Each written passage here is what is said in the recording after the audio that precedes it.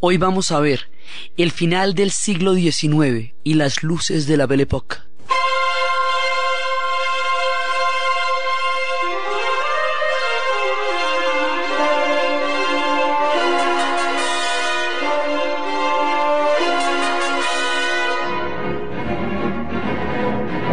La vez pasada estábamos viendo cómo Francia lanza una constelación de escritores que va a universalizar su literatura hasta convertirla en un referente de todo lo que es la literatura universal. Digamos, saca una literatura que llaman de canon, que es cuando la literatura alcanza tales niveles que se vuelve un punto de referencia y logra un rapto de eternidad.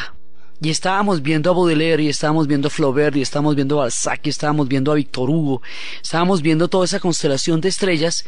Ahí íbamos a hablar de George Sand y también de Zola, y bueno, y después un poco de Proust.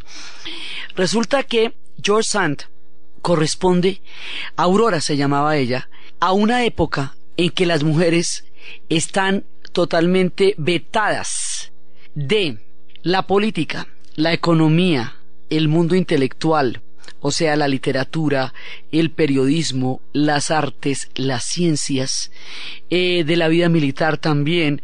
Digamos, el rol de la mujer es un rol exclusivamente doméstico, y esto solamente va a cambiar hasta mediados del siglo XX, o sea que todas las que hayan vivido antes de eso marcan y llevan, porque les cae toda la moral de la sociedad sobre el papel de ser preservadoras de un orden social y de un orden moral y del hogar. En Francia hay una tradición de mujeres que se van rebelando en cada generación contra este rol, y habíamos visto todas las luchas de Flora Tristán. George Sand es una mujer rebelde que se atreve a desafiar los convencionalismos de su época. Ella se vestía de hombre, fumaba, cosa que era el escándalo, pero el escándalo cuando las mujeres debían andar por ahí de lentejuelas, levitando, alcanzando tés, lanzando risitas, miradas coquetas y pequeñas picadas de ojo, porque ¿qué más? Entonces, y eso que las mujeres en Francia se han dado la pelea, y en la Revolución Francesa eran las que tenían las tertulias, digamos, han tenido roles importantes. Esta mujer desafía toda su época y va a tener como amantes a los hombres más, los cerebros y las inteligencias más claras de su época en las diferentes artes. Entonces ella fue muy amiga de Franz Liszt.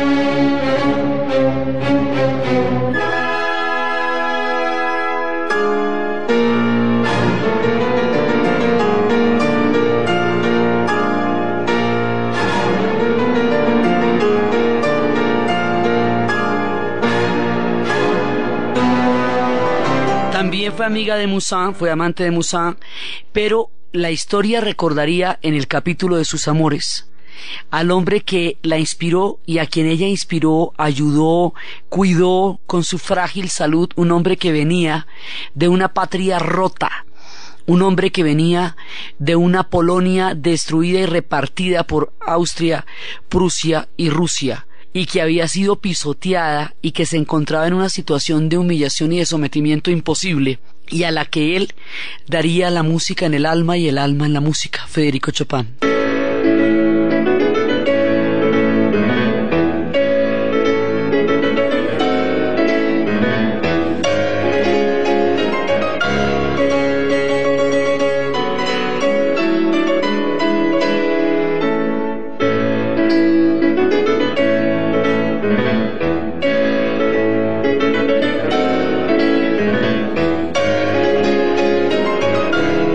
Esta música durante casi 150 años, junto con la imagen en retablo de la Virgen de Częstochowa, serían lo único que los polacos podrían llamar su estado nacional, su patria querida. Hoy tienen de Chopin una estatua gigantesca en Varsovia, y todos los sábados lo tocan mientras se pueda, porque a ellos la historia les ha dado muy duro. Este hombre tuvo que huir de Polonia y se va a refugiar en París. Y en París es donde va a conocer a George Sand, y George Sand le va a dar las condiciones afectivas y económicas de estabilidad para que él pueda desarrollar el genio que tiene. Pero independientemente de sus amantes, esta mujer es una escritora, y es una escritora que se la juega como Jane Austen en Inglaterra, a vivir de sus escritos. que era una cosa increíble porque la única manera como las mujeres se podían mantener en esa época era a través de los matrimonios. Los matrimonios eran contratos de manutención, porque era a través de esos enlaces como se levantaban un tipo que la sostuviera toda la vida y de esa manera quitarle la carga de sostenerla a la familia. Era como funcionaba en ese momento la sociedad.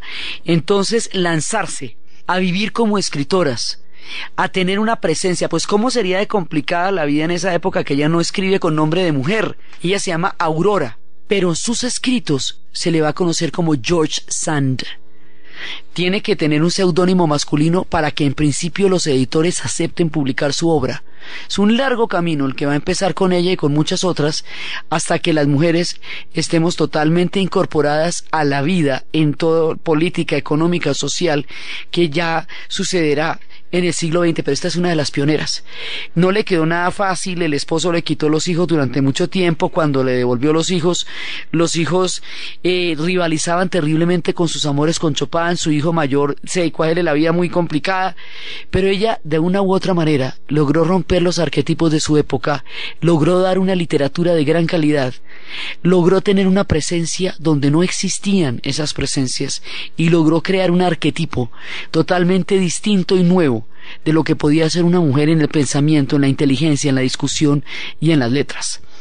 Entonces, con ella seguimos en esta conspiración de escritores, y hay un momento aquí en que se está acabando el siglo XIX, y el final del siglo XIX es, como todo en Francia, absolutamente turbulento, porque el final del siglo XIX trae, por un lado, el imperio de Napoleón III, que va a durar mucho tiempo.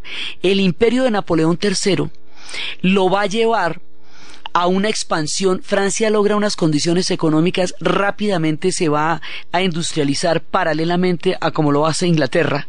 Inglaterra va a liderar el siglo XIX, pero Francia va ahí detrás, a lo bien.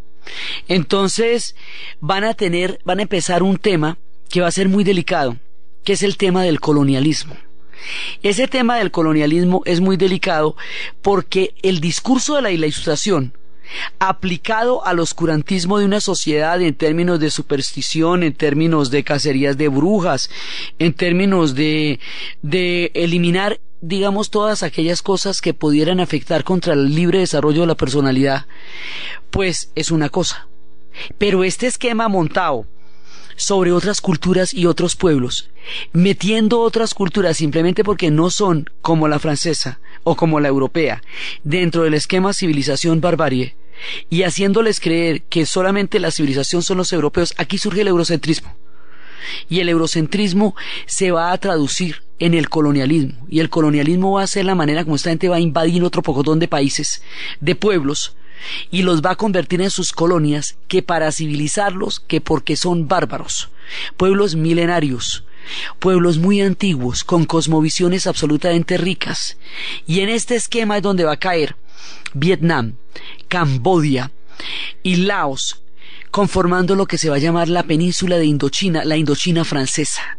También va a caer Argelia, Túnez, y eventualmente todo el África del Norte, en lo que se conocerá como Magreb. Y van a entrar en el África bastante después, tiempo después, hasta llegar a Mali, Burkina Faso, Togo, hasta llegar a una Guinea-Conakry, una cantidad de pueblos que serían parte de la colonización francesa, y estas colonias van a ser férreamente sujetadas por Francia, y le van a dar su condición de imperio, que a Francia le da gloria y grandeza, pero a las colonias les da una posición sumamente desventajosa. Por eso la descolonización de estos pueblos a los mediados del siglo XX va a ser una cosa fuerte, brutal, porque brutal fue el colonialismo que se les impuso, y porque fue una manera de explotarlos históricamente para el beneficio de la metrópoli, que es de lo que se trata el colonialismo. Esta es la época en que Francia se mete en el rancho de todo el mundo. De todos los que Inglaterra le deja, después va a terminar metida hasta en Siria y en Líbano. Inglaterra va liderando el proceso de colonización del planeta, pero Francia no se le queda atrás, y Francia se va metiendo detrás de todos los demás, va expandiendo su cultura, pero va sometiendo a una cantidad de culturas de los otros pueblos. Entonces, esta es la época en que va ocurriendo toda la empresa colonial. El ejército se hace muy fuerte.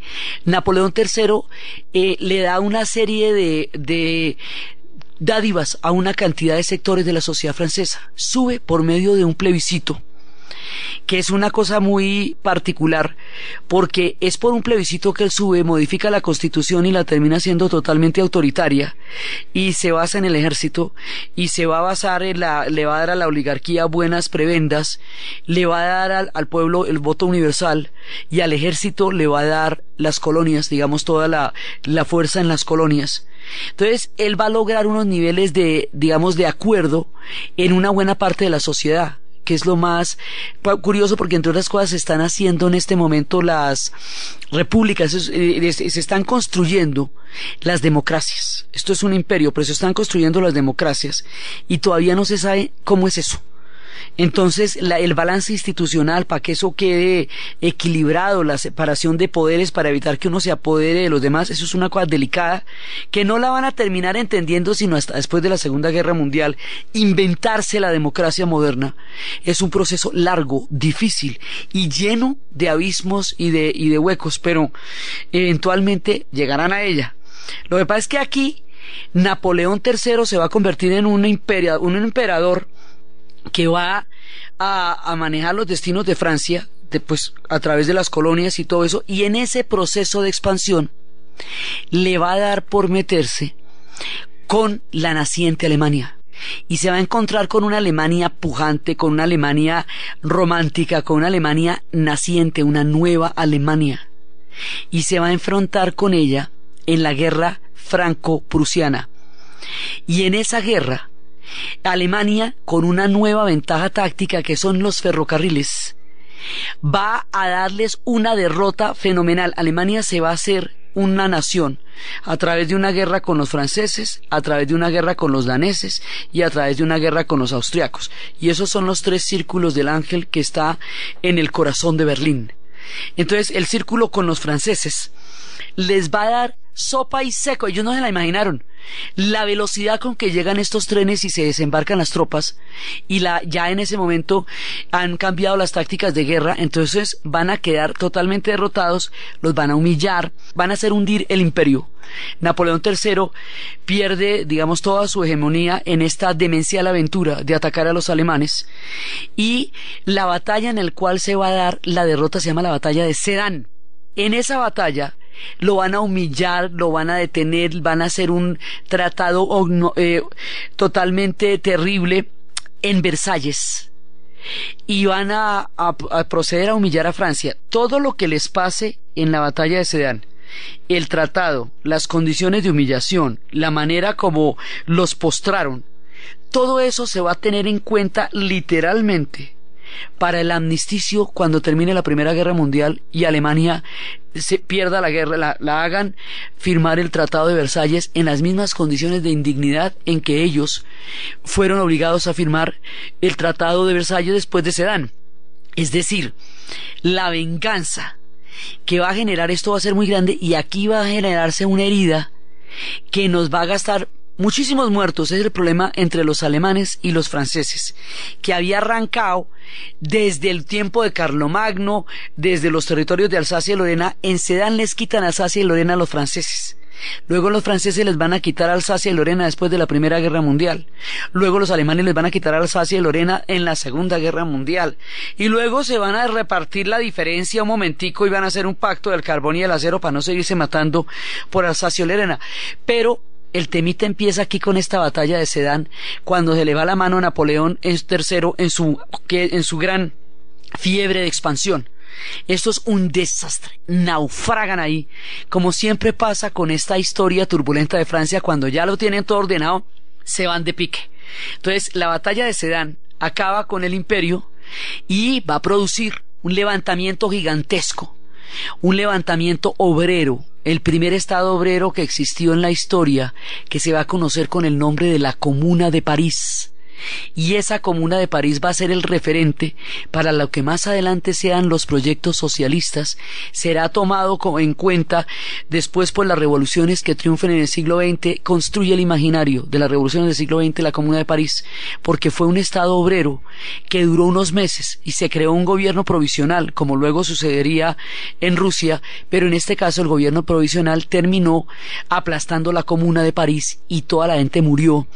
Y esto quedó como un martirio del mundo de los trabajadores que nacía en la conciencia histórica de los finales del siglo XIX. Entonces esas, digamos, como que son las turbulencias, y luego se instala otra vez la República, y ahí viene una época que se conocerá como la Belle Époque. Durante el tiempo de esta guerra franco-prusiana, durante el tiempo en que se están dando los acontecimientos que llevarían a Sedan, va a haber un caso que va a estremecer totalmente la sociedad francesa y que va a tener unas características completamente inesperadas, y nadie se imagina para dónde van las líneas de la historia. Resulta que va a haber una acusación formal a un oficial del ejército francés llamado Alfred Dreyfus. Se le va a acusar de haber traicionado al ejército francés, entregándole secretos de alta confidencialidad a los alemanes en la guerra franco-prusiana. Por eso se le va a degradar, se le van a quitar sus blasones, su honor, y va a ser confinado en toda esa política de expansión de ultramar que tenían los franceses. Tenían unas islas, prisiones, una de ellas se llamaba la Isla del Diablo. Eso después lo vamos a ver después con Papillón. Esa Isla del Diablo era, como su nombre lo dice, un lugar a donde nadie vuelve, y allá estuvo condenado durante 15 años. Cuando él estuvo condenado por toda esta avalancha de acusaciones, surge la otra figura de la literatura de la que habíamos hablado, Émile Zola. Émile Zola va a fundar, digamos, va a ser uno de los constructores del realismo en la literatura. Va a ser aquel que va a tomar las condiciones más crudas de la vida y las va a convertir en objeto de la novela y del quehacer literario, y ese es el caso de Naná, que es una prostituta, y el caso también de Germinal. O sea, ya no es esta literatura romántica, sino es una literatura descarnada que lleva la mirada cruda del realismo en las letras francesas. Entonces, por un lado está su obra y toda su valía como escritor. Por otro lado está su genio periodístico y está su honestidad y su valor.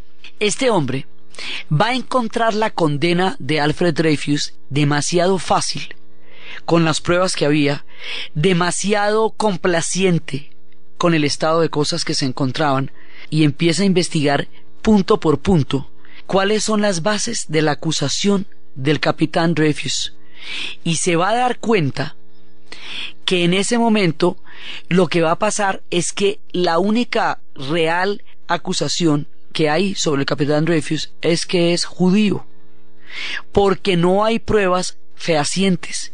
Sí hubo una traición, y la traición la va a hacer un húngaro, Esterházy, pero no la hizo Alfred Dreyfus. El Alfred Dreyfus va a dividir la sociedad francesa y va a crear toda una comidilla de escándalos. Émile Zola, cuando ya tuvo en sus manos la evidencia de la injusticia cometida contra Dreyfus, fue cuando lanzó el texto que lo va a convertir y lo va a meter en la historia, que se llama Yo acuso. Entonces, pero acusa a todo el mundo. Y empieza a decir: yo acuso al teniente coronel Patty Clam de ser el diabólico causante del error judicial. Quiero creer que inconscientemente y de haber defendido su nefasta obra en la maquinación más absurda y reprobable. Acuso al general Mercier de haberse convertido en su cómplice. Acuso al general Villot de haber tenido en sus manos pruebas irrefutables de la inocencia de Dreyfus y de haberlas ocultado, de ser responsable de un crimen de lesa justicia. Acuso al general Bois-de-Fray y al general Gons de ser cómplices del mismo crimen. Acuso al general Pellieu y al comandante Ribari de haber llevado a cabo una investigación. No ignoro que me expongo a las consecuencias previstas en los artículos de la ley. Y empieza a acusar a todo, al Estado francés, al Estado Mayor, empieza a acusar a todo el mundo del antisemitismo. Empieza a decir: aquí lo que hay es una tendencia ideológica, que es el único crimen que ha cometido este hombre, y pone el dedo en la llaga acerca de un viejo tema que ha sido recurrente en la historia de Francia, que es el antisemitismo, que se ha manifestado durante el tiempo de la peste negra en el medioevo, que se ha manifestado durante la Ilustración, al no reconocerlos sino como ciudadanos, lo que implicaba que tuvieran que renunciar a su condición de judíos. Pero ya con el Affaire Dreyfus, como se le conocerá en la historia, esto va a llevar a que otro periodista que va a cubrir el evento, que se llama Theodor Herzl, vaya a convocar más adelante, 2 o 3 años después, en Basilea, Suiza, en 1896, una conferencia en donde va a acuñar a la comunidad judía internacional para crear un proyecto que se llame un Estado Nacional. Estamos en la época de los Estados Nacionales. Es cuando se acaba de unificar Alemania, se ha unificado Italia, están haciendo Serbia, están haciendo Bulgaria. Entonces, en el clima de los Estados Nacionales, la comunidad judía internacional considera que su manera de escapar a las persecuciones en Europa va a ser a través de la promesa de un Estado Nacional. Esa promesa de Estado Nacional se conoce con el nombre de Sion, porque Sion es la colina donde se edificó el Templo de Jerusalén. Y más adelante, ese proyecto de Theodor Herzl se convertirá en un Estado Nacional después de la Segunda Guerra Mundial. Así que los hilos que van a construir una buena parte de la historia del siglo XX van a estar de la mano de Émile Zola. Émile Zola se va a convertir en el arquetipo del hombre más valiente, del periodista honesto, del hombre incorruptible, de aquel inquebrantable que es capaz de llevar hasta las últimas consecuencias un proceso cuando ve que la verdad y la justicia están envueltas en él, y finalmente, por toda la ardorosa defensa del Émile Zola, es que finalmente va a ser reconocido como inocente el capitán Dreyfus. Se le van a devolver los honores, lo van a traer de la isla del Diablo después de 15 años de una injusta prisión, y allá se le van a devolver los blasones, se le va a devolver los honores militares, se le va a condecorar y va a quedar reintegrado al ejército francés, y va a pelear después en la Primera Guerra Mundial, y va, digamos, a reclamar el derecho a una patria a la que él siempre quiso pertenecer y donde se había visto envuelto en el torbellino de la marea del antisemitismo, y de donde lo sacó a la luz pública y a la libertad Émile Zola. Casos como esos se darían mucho tiempo en la historia. En Inglaterra se da con los irlandeses, digamos, cuando hay poblaciones que terminan siendo objeto de un prejuicio colectivo. Émile Zola pasa a la historia por su literatura, pero pasa a la historia fundamentalmente por su papel en el Affaire Dreyfus.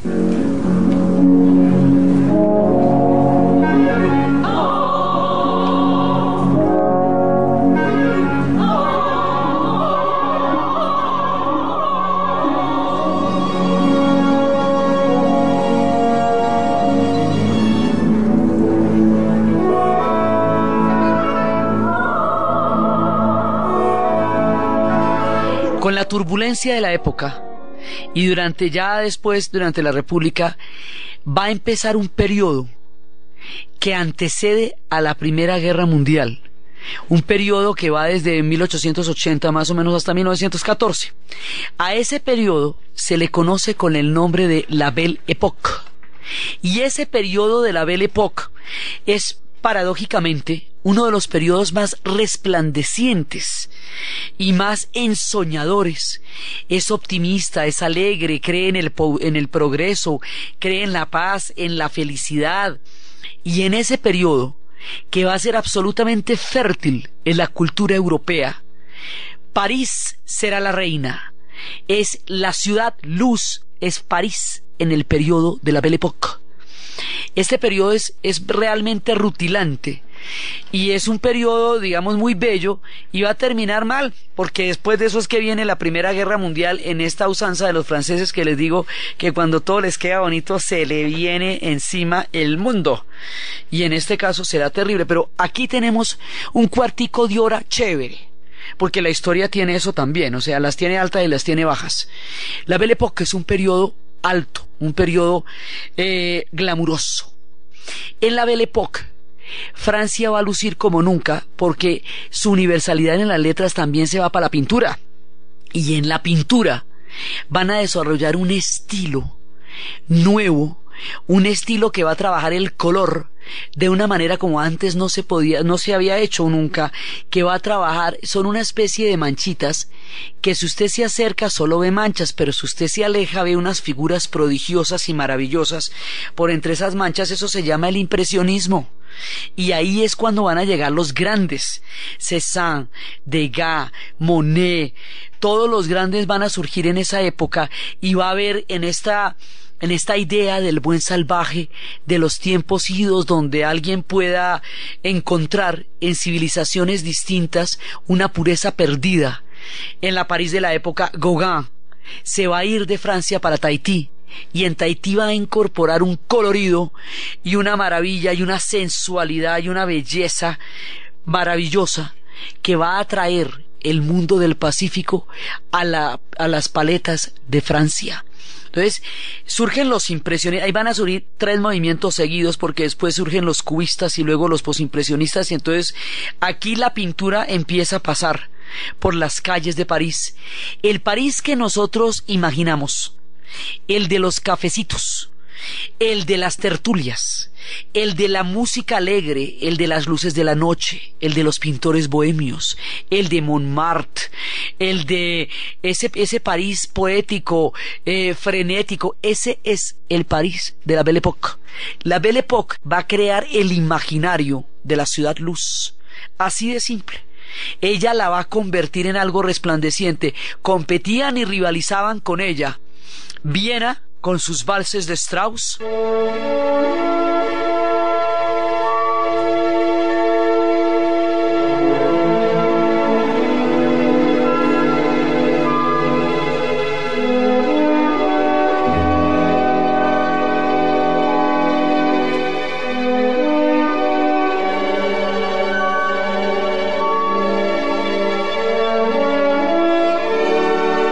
pero París era definitivamente el corazón de la Belle Époque, a pesar de lo impresionante que era Viena en su época, en sus valses y todo.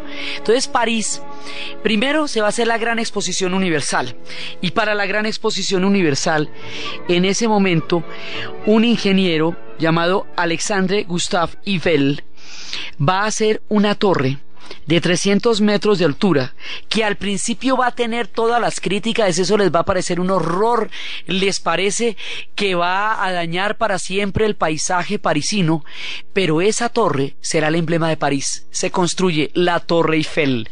Inclusive ellos tienen unas postales de las diferentes etapas de la construcción de la torre que son absolutamente asombrosas. En la Belle Époque, París va a llegar a su punto máximo. En esa época se construye el deporte como tal. Es cuando empieza, porque es en un momentico, en esa transición del siglo, ahí va a surgir el automóvil, la aviación, el cinematógrafo, la telefonía, van a surgir los telégrafos, los inventos que van a transformar el paisaje humano. Surgen en la Belle Époque, y Francia es uno de los corazones donde están surgiendo. Entonces, en esa época va a empezar el primer Tour de Francia en bicicleta. La primera competencia, el primer Tour de Francia, es de comienzos del siglo de la Belle Époque. En esa época se van a empezar a reglamentar los deportes como el rugby, y se van a volver deportes que se van a practicar popularmente, lo mismo que el golf. En esa época van a empezar los primeros rallies, digamos, es el comienzo de todo el mundo de lo que van a ser los deportes, va a ser allá. En esa época va a haber un evento que a la postre determinará una buena parte de la imagen del siglo XX y de la de nuestros días.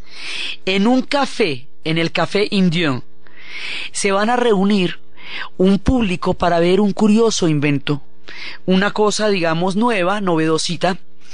Van a meterse dentro de una sala donde se va a proyectar una imagen por primera vez.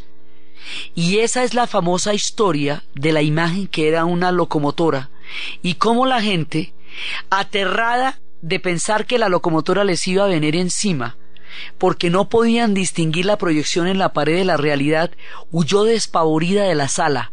Nacía así el mundo del cine.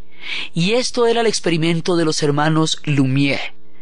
y esto fue la fascinación y la locura. Eso fue en 1885, cuando se dio la primera proyección de cinematógrafo. Cuando le preguntaron, un hombre quiso comprar el invento para fines comerciales. Los hermanos Lumière le dijeron que esa era una gran curiosidad científica, pero que ellos la verdad no le veían ningún futuro desde el punto de vista comercial. El hombre que lo intentó comprar se llamaba Méliès, y Méliès es el que va a convertir el cine en espectáculo, porque es el que va a crear el trucaje y la magia del cine, que es la que va a hacer soñar. Son los tiempos en que el cinematógrafo se inventa por primera vez. Entonces estos son los tiempos de las grandes discusiones, son los tiempos de los grandes movimientos en el arte, es el tiempo de Toulouse-Lautrec.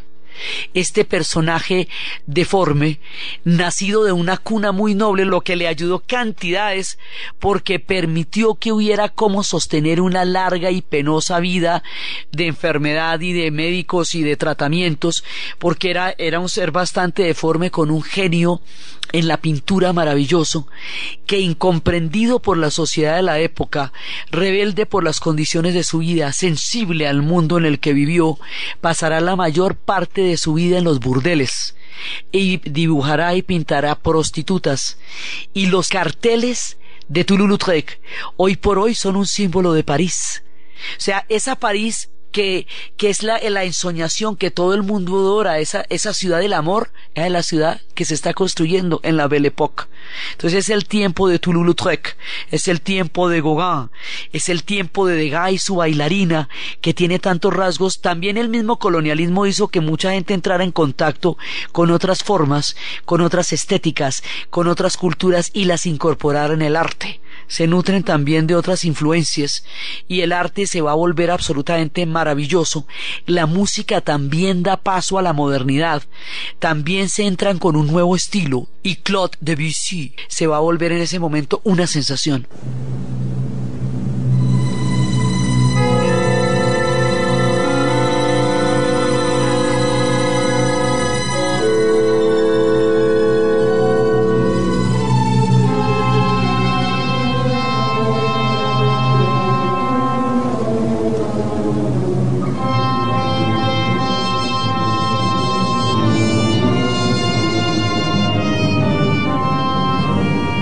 La música está cambiando en todas sus formas también, y entran nuevas sonoridades, y se acaba la tonalidad y empieza lo atonal, y es el tiempo de Stravinsky, es el tiempo de Ravel, es un tiempo en que la música también está haciendo una revolución. Se va creando lo que es la modernidad en el arte. O sea, todas las formas de lo que después serán las vanguardias y luego el arte moderno se acuñan durante la Belle Époque. Y es en ese tiempo, como con reacción a los impresionistas, después va a surgir una forma muy, digamos, muy básica o muy primitiva, que es el estilo naif, que es un estilo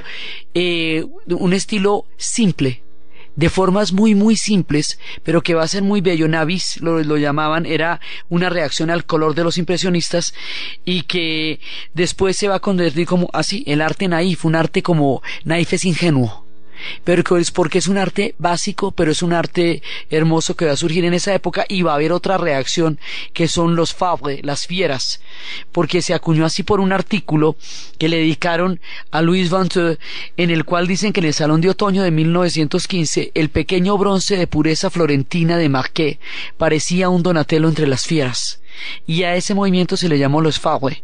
Y después de ellos es que Pablo Picasso y Georges Braque y Juan Gris van a entrar en el análisis del cubismo, que es una manera de decodificar la realidad y verla de otra forma totalmente distinta. Entonces se está moviendo toda la estética en todas las direcciones, se está moviendo en la música, se está moviendo en la pintura, se está inventando el cinematógrafo, las competencias deportivas. La vida empieza a tener un tono de placer, un tono de bohemia, un tono de noches interminables entre las luces y los bailes. Hay una, digamos, como una sensación idílica de la Belle Époque que la hace tan mítica. Además, el contraste entre el esplendor de la Belle Époque y lo que vendría después con la Primera Guerra Mundial la hace más valiosa aún. porque queda como un tiempo perdido en algún lugar de la esperanza, en un punto de la estética, en un punto de la vida que después quedaría arrasada por las cenizas y el horror de la Primera Guerra Mundial, que eso lo va a vivir Francia sobre el pechito de Francia es que va a caer la Primera Guerra Mundial. Entonces cualquiera diría que toda la inocencia y el optimismo de la Belle Époque terminaría con 2 guerras mundiales. Y pues sí, pero resulta que las formas artísticas y todo lo que se movió en esa época determinaría el arte del siglo XX. O sea que la plática de la Belle Époque no se perdió, porque toda la pintura y la música se transformaría, porque las competencias deportivas empezaron allá, fue allá también donde empiezan a crear de nuevo las Olimpiadas, tomando el modelo de las Olimpiadas griegas, creando así las Olimpiadas de la vida de la era moderna. O sea, todo esto se va acuñando en un mundo plácido de ensoñación que no era real, porque la mano de miseria que había detrás de eso era gigantesca, porque detrás de los grandes salones había una pauperización de la clase trabajadora. O sea, esto le pasaba a la aristocracia y le pasaba a las clases emergentes, pero la gente del común vivía horrible en esa época. Entonces, debajo de estos esplendores habían unas miserias sumamente fuertes, unas condiciones laborales terribles. Eran las épocas de los 15, 16, 17 horas de trabajo, incluidos los sábados, digamos. Hay un contraste entre todo el esplendor, el glamour, el charm, el encanto de la Belle Époque y las condiciones de mucha gente que vivía en la misma Inglaterra, que era tan floreciente. Tenía un nivel de mortandad infantil aterrador y una mano de gente muriéndose en las fábricas, en los manicomios y en los hospicios, abandonada de todo y de la sociedad, porque todavía no existía ninguna forma de protección del Estado ni de seguridad social. Eso se va a construir después de la Segunda Guerra Mundial. Entonces hay un contraste entre toda esta titinez, ¿no?, toda esta elegancia y todo este buen gusto y todas estas cosas maravillosas, y debajo se estaban cociendo aguas bravas. Todo eso va a salpicar en algún momento el bello mundo de la bella época, de la Belle Époque. Entonces, eso por un lado, digamos, este periodo, es en este periodo donde uno de los genios va a crear una obra. Cuando los franceses se ponen en ese plan, salen con unas que uno no se puede imaginar. Una obra que se va a convertir en una especie de fresco de la época, que captura este espíritu jovial, un poco ligero, pero a la vez festivo y alegre, este espíritu del cual todos nos enamoramos, porque es como un poco la vida feliz, pero que también se puede ver como una decadencia, porque también su ligereza y todas sus formas sociales los hace sentirse como una época también un poco ligera, light, ¿sí? El hombre que va a captar la profundidad de este espíritu en una extensísima obra literaria va a ser ni más ni menos que Marcel Proust, y su obra será En busca del tiempo perdido. Y En busca del tiempo perdido va a constituir, por El camino de Swann y todas las novelas que la componen, va a constituir una de las cumbres de toda la historia de las letras, porque parece no terminar este tema de la genialidad de Francia en la literatura, y él es el que logra detener en una obra absolutamente magistral todos los espíritus y los aires que sacudían a París en los tiempos de la Belle Époque.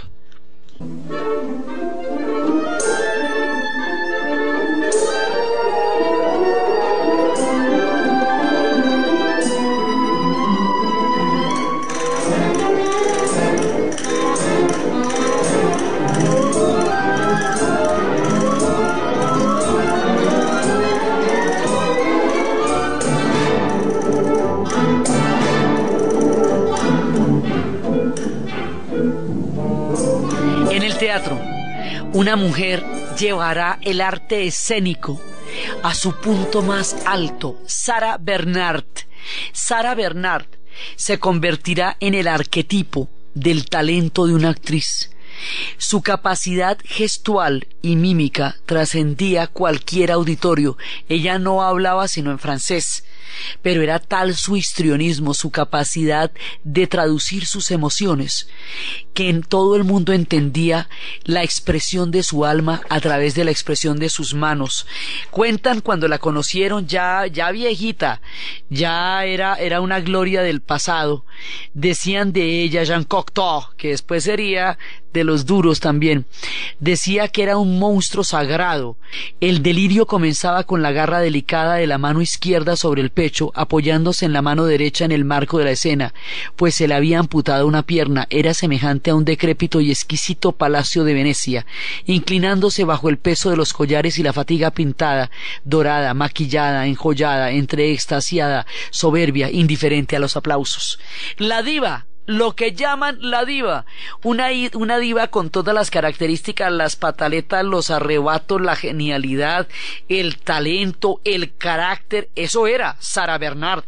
Dicen que un día le inventaron un chisme, otra actriz, y ella fue y le dio de latigazos, que para que no andara inventando lo que no era verdad. Entonces, pues era una mujer de un carácter volcánico, pero su talento en las tablas era más allá que todas sus diferentes pataletas y sus formas exóticas y terribles de manifestar sus volcánicos y violentos sentimientos.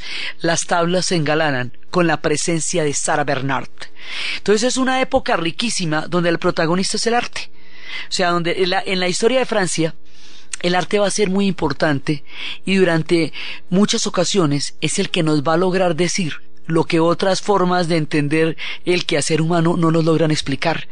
Más adelante, después de los horrores de la Primera Guerra Mundial, será el surrealismo el que nos dé el verdadero significado de lo que acababa de pasar. Entonces esta es una época con un sabor extraño, porque ella es toda bonita, pero están soplando unos vientos que van a conducir a una hecatombe, a una conflagración de un tamaño tal que uno no se imagina que algo tan monstruoso puede pasar en el mismo París donde estaba ese glamour, en el mismo París de las luces, de los cafecitos y de todas las discusiones. Nunca hubo tantas revistas como había en esa época, tantos periódicos. La libertad de prensa se ejercía en el pleno derecho de la palabra. Para que Émile Zola haya podido llegar hasta donde llegó, y haya podido acusar a quienes acusó, y haya podido lograr demostrar la inocencia del capitán Dreyfus, y haya logrado que a través de su investigación periodística haya salido a la luz la verdad y se haya restaurado el honor del capitán Dreyfus, es porque realmente existía la libertad de palabra y de prensa. O sea, uno de los más queridos sueños de ellos, que era la libertad de prensa, existía en la Belle Époque. Entonces pasan cosas espléndidas. París se va engalanando con el Molino Rojo, con el Moulin Rouge, se va engalanando con los cuadros de Toulouse-Lautrec, se va embelleciendo con los tonos del impresionismo, se va recreando con el naïf, se va asombrando con el cinematógrafo. Van empezando los automóviles poco a poco a surcar las calles, y los aviones están experimentando, y París siente que siempre va a ser eterna. París sí, París va a ser eterna, pero la época, la bella época, no. La sombra de la Primera Guerra Mundial se cernirá poco a poco sobre ella, y la manera como esto llega y destruye este mundo luminoso de las luces de la Belle Époque es lo que vamos a ver en el siguiente programa. Entonces, desde los espacios de las transformaciones en la estética de los impresionistas, del cinematógrafo, de Bonnard, de Monet, desde los espacios de la creación de un mundo en el arte, de la libertad de palabra, del carácter de Sarah Bernhardt, de la valentía de Émile Zola, del desafío de George Sand, de la turbulenta historia de la Comuna, del fracaso monumental en Sedan, y de todos estos tránsitos del siglo que van a alumbrar un nuevo siglo que va a traer una conflagración pavorosa. En la narración, Diana Uribe, en la producción, Jessy Rodríguez, y para ustedes, feliz fin de semana.